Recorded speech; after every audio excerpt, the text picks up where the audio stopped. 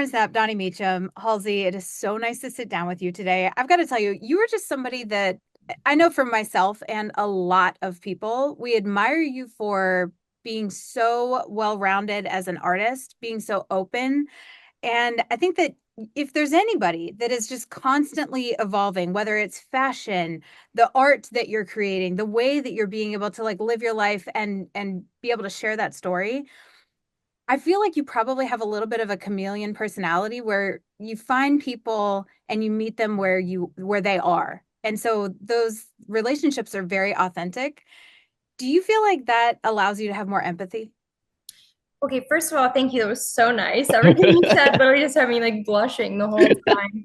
Yeah, I think that I think they're kind of like they inform each other, you know what I mean? I think that kind of having that chameleon sensibility thing definitely makes me more empathetic. But I think part of the reason I'm like that is because I'm naturally like really empathetic, you know? I feel like I when I meet people, like especially in music, right? Like I meet fans all the time. I meet so many fans, and when people share their stories with me, and so often they're stories that are they're full of pain or confusion or suffering because that's why a lot of people need music. When they share their stories with me, it just like sometimes it just cuts right through me. And there's people I just met for the very first time, and I feel like I've known them my entire life. And like I think having that experience is just like essential for having, I've been doing this for 10 years, which is crazy. I can't even believe that. But,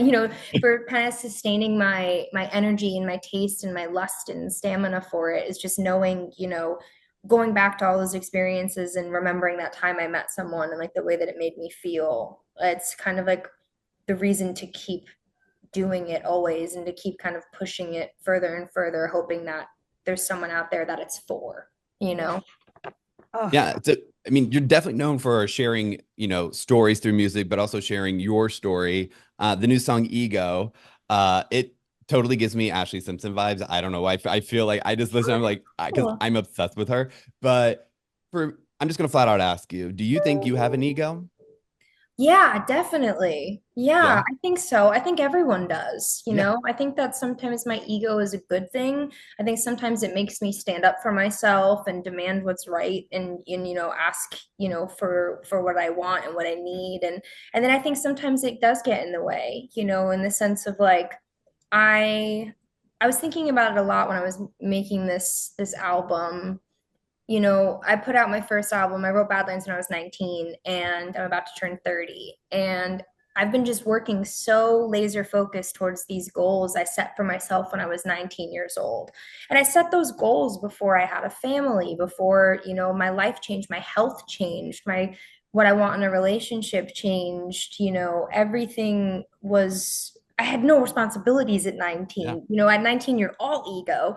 And I set all these goals for myself and just worked towards them for 10 years. And I'm glad I had a 10-year plan, but I came to the end of it and was like, what now? What What do I want? What fulfills me and what makes me feel good and what makes me happy? And what does it look like if I'm Halsey, but I'm Halsey and everything I do is just because I want to have a good time or I really want to tell a story or I want to enjoy it, not because I want to achieve something. What does that Yeah, look like for me, you know? yeah.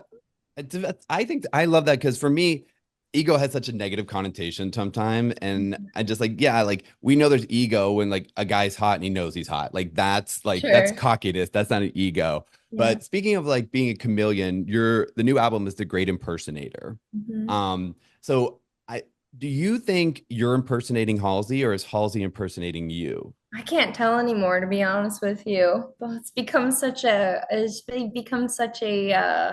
like a meta Yeah. thing. I caught myself having a conversation, a couple like 2 years ago. I was having a conversation with someone, and I was like, being Halsey sometimes feels like being on Grey's Anatomy, where it's like you love Grey's Anatomy and it gave you your start, and you love the show, and everyone's your family, and it means the world to you, but you also like can't do another season of Grey's Anatomy. You Yeah. have to expand and go play another character. And I was like, that's what Halsey feels like to me. And then I kind of stopped and I was like, when did it start feeling like I was playing a character? It was only ever supposed to be a stage name. It wasn't supposed to be a persona. What Yeah. happened along the way? And is it too late to tear it all down and bring it back to what makes me feel good and feel like myself, you know? Yeah, well, speaking of Grey's Anatomy, if you ever hear how to save a life in your head, you know there's a problem coming in your life, and and if you're Grey's Anatomy, you know exactly what I'm talking. There's you run because there was some Final Destination stuff about to happen. There's actually a song on this album that I wrote that's kind of partially inspired by Grey's Anatomy, which is so crazy. But there's a song on this album, and you'll know it when you hear it Oh, immediately. But when I hear this song, I just picture this person just like running in slow motion through the wings of a hospital, like trying to get to their loved one and being like, no, it's too late. Like, you know? And so, yeah, the big shock of my lifetime was that I was going to be thinking so much about Grey's Anatomy when I wrote this album. You yeah. know? Well, my favorite quote is, McDreamy isn't the son you are. Like I just randomly say that to people just because I'm weird. Yeah. I love that. No, it's so true. It's so true. Yeah. I was watching a lot of TV after, the past couple of years I was spending a lot of time at home and I was Yeah. just binge watching stuff. Fabulous. But I Yeah. feel like that's part of the magic of who you are as a human being, and you allow things to evolve. I mean, you had a baby, and now you've got a 2-year-old son, and now you're releasing an album. Are you going to take him on the road? Those kind of Yeah. things. I'm sure that you're going to be bringing us in on this journey. So I feel like this album, when I realized that, you were crossing over a bunch of decades of music and allowing those influences to live in you, I was like, this is the thing we should have expected, but we did not expect, you know? Which is the plot twist of who you are, and I love that. You have a line in Ego that says, "I'm way too nice and too forgiving," Yeah. Mm. and I think it's so funny because we want ourselves to be service people. We want to Yeah. be part of a community, and we want to serve. And I think it's hard when you realize that that can actually be to your detriment. Yeah, yeah, I think having my son really made me realize that, right? Because I've realized how long I spent having no problem with people taking time or energy from me. Yeah. But then as soon as all that taking wasn't from me anymore, they were taking it from my son. Like time that I wanted to be with him or energy that I wanted to have for him. It was like Mama Bear came out and all of a sudden I was like, no. But then I was like, why can't I do that for myself? It was like a big reality check, I think. Yeah. So I know it seems like we're just like kissing your ass this whole entire I interview, but mean, yeah, it does. You did the nicest I interview ever. I do want to say like I actually from just a personal standpoint admire and respect you for being so open about mental health. And for me, my a lot of mental health struggles in my family. I struggle with mental health. I finally, after years, let my ego down and got on Lexapro like a month ago. And it's like I'm telling everybody, the lady at the grocery store, I'm like, have you heard about Lexapro? Like, I'm not sure if you're feeling down, but Hmm. like it's been a life game changer. Yeah, And totally. so I just wish more people like you would just go out there. We have problems. Be okay to talk about it.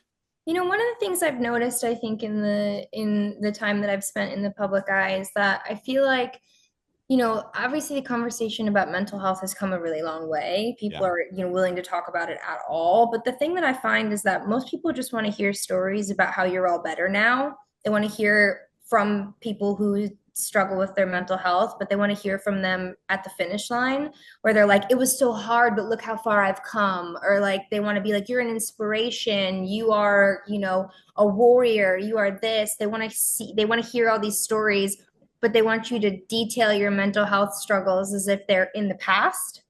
And if you're going through them currently, people get uncomfortable. And I think that where we have to go in that conversation is being able to listen to and hold space for a person who's actively going through a mental health crisis or problem or like a confusing time in their life and have space for them and not just clap our hands at the end when they Yeah. figured it all out, quote unquote. Yeah. I feel like your hair is like a mood ring and that you Yes. change like the hair color based on your mood. Like what is this red saying about you in this moment and this Halsey like ego, the great impersonator moment? I think right now I'm just honestly trying to have fun. Like Yeah. I've realized how, fortunate I am. I didn't know how many more albums I would get to make or, how much longer I'd get to do this. And I regretted all the times that I treated it like a job instead of showing up and being grateful and like having a good time. And so I feel like this hair and this like, the style that I'm in right now is kind of me just wanting to show up and like have fun and wear what I want to wear and like, just really enjoy every second of what I get to do because it's I'm just so grateful. I really am just so grateful. And maybe it's like the emotional weight of coming up to like 10 years, like that makes it all feel so much heavier. Maybe it's because I'm a new mom, so now I cry about everything all the time. But like, Yeah. I definitely am feeling like a lot of gratitude. And I just want to have fun and enjoy it. Nice. Well, let's have fun. I mean, if the rest of the album is anything like Ego, this is going to be a fun album. And it's just that's what I think is exciting because you know what? It sounds so weird, but fun is such a simple word, but people don't have enough of it. Is Yeah. it because we're afraid to have fun? Like it shows that are we scared to have fun anymore? I think the journey is always, the journey's not always fun, but Yeah. being on a journey can be fun. And I think this album is like, it's definitely a journey and it's like a little bit all over the place. And it's I hope if when people hear The Great Impersonator, the thing they think the most is, oh, she made everything on here because she wanted to and she loved it and she, felt so compelled to share this or do this and no other reason but that. I hope that you can just feel that every choice was intentional and that I meant every word and that it feels so like it feels like it's entirely my DNA. And I hope that's fun because it's fun to see people be themselves. Yeah.